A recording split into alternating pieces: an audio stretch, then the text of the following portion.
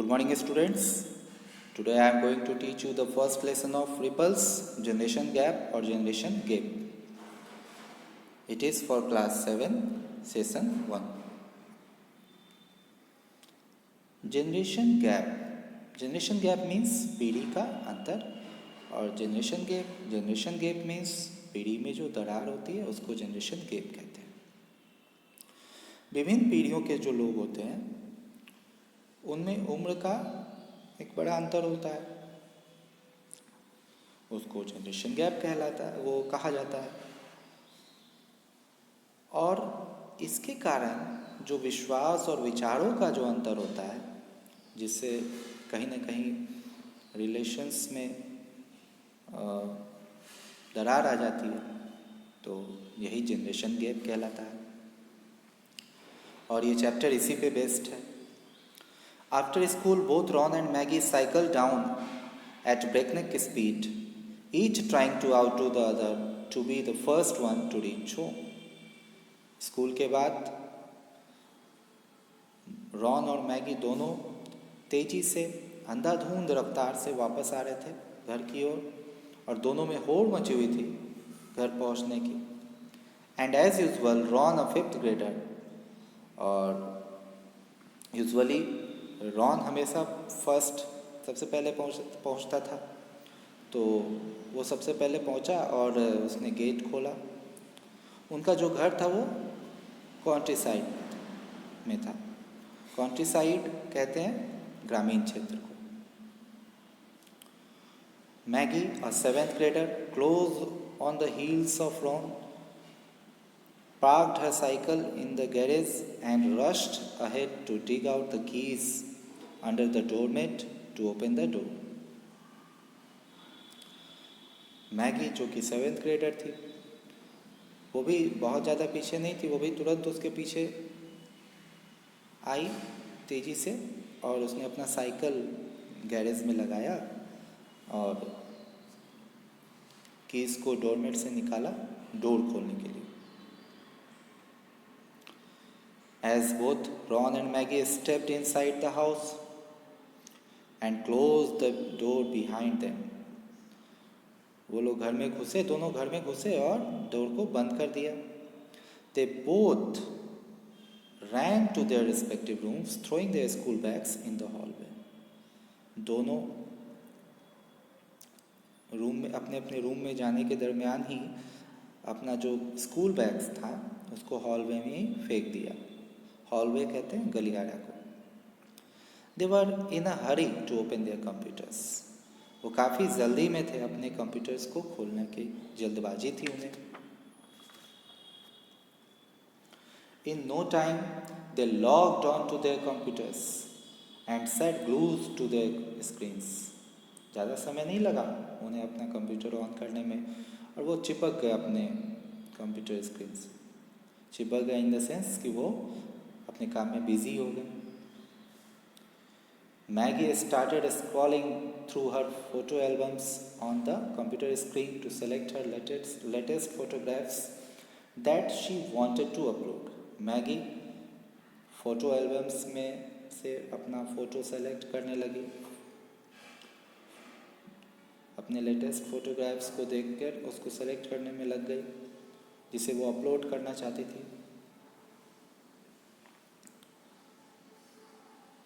Every now and then she would select a photo, but the very next minute she would discard it, as she wanted nothing but the best picture that would invite exotic compliments from her friends on Facebook. Photo जब भी select करती थी उसके कुछ ही minutes में अगले ही minute उसको discard कर देती थी, क्योंकि वो अपना बेस्ट फ़ोटो सेलेक्ट करना चाहती थी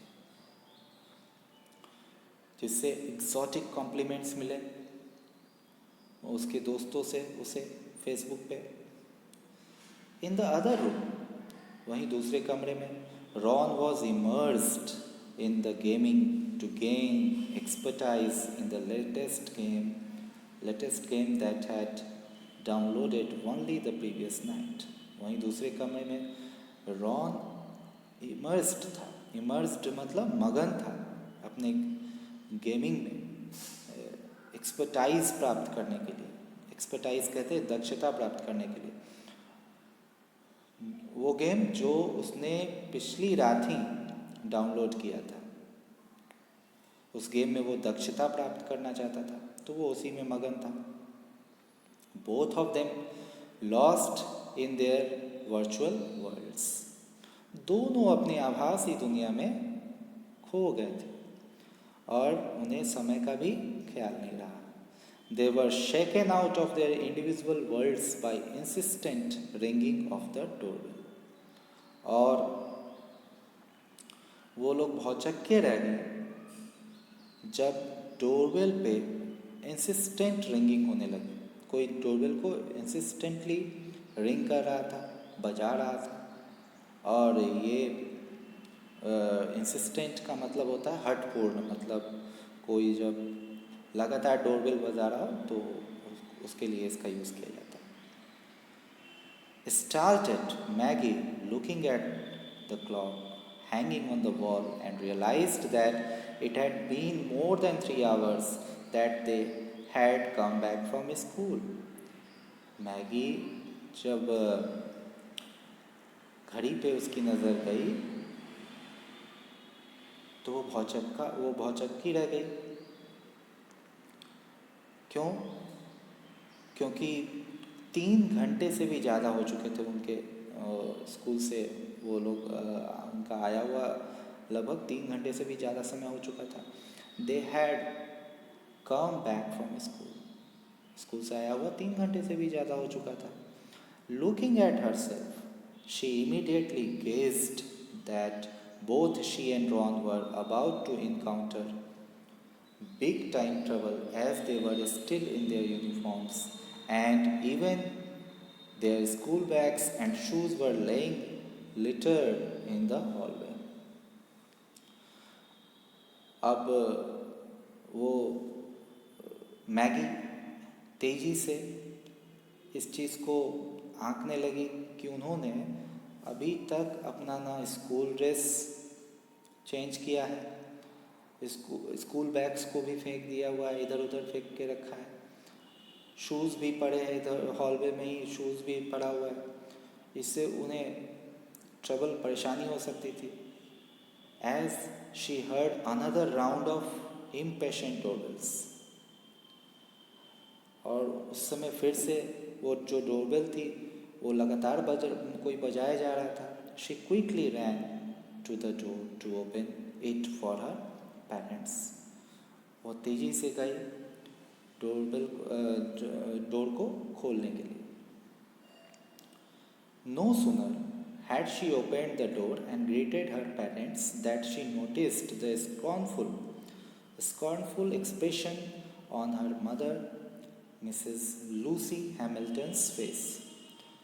अभी उसने दरवाज़ा खोला ही था, अपने पेरेंट्स को ग्रीट किया था कि उसने नोटिस किया कि उसकी जो माँ है वो काफ़ी स्कॉर्नफुल एक्सप्रेशन दे रही है, मतलब बहुत ज़्यादा गुस्से में लग रही है।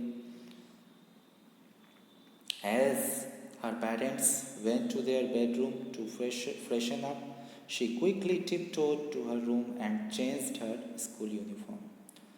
जैसे ही उसके पेरेंट्स अपने बेडरूम में गए फ्रेश होने के लिए, वो दबे पांव अपने रूम में गई और अपना स्कूल यूनिफॉर्म उसने चेंज किया। Thereafter, she warned Ron too about mother's offbeat mood and asked him to change his school uniform. इसके बाद उसने रॉन को भी वार्न किया, माँ का जो ऑफबीट मूड था, असामान्य मूड जो था माँ का, उसके बारे में रॉन को भी अलर्ट किया।